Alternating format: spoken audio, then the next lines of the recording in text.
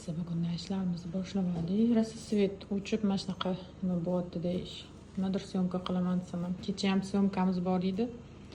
Svetimiz o'chib qolib ishlamoqdik.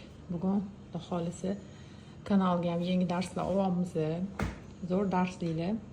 Imam Napoleonni qaranglar qizlar. Bu bizda sloyonli Napoleonimiz.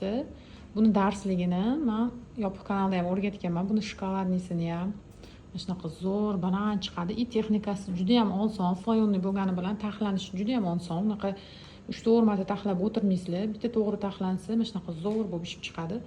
Oltita qavatini ham o'zini qaranglar, qanaqa baland chiqadi. Yopiq kanalda o'tilgan buni polniy darsligini men joylab berganman qizlarga. Maza qilib zakazlarga ham ishlashadi bu Napoleon retseptida. O'zim ham imенно mana shu retseptni sotuvga chiqarardim. Hozir qilmayapmiz, просто berib yuboradigan joyim bor edi, o'shanga qildik. Qaranglar, 6 qavati.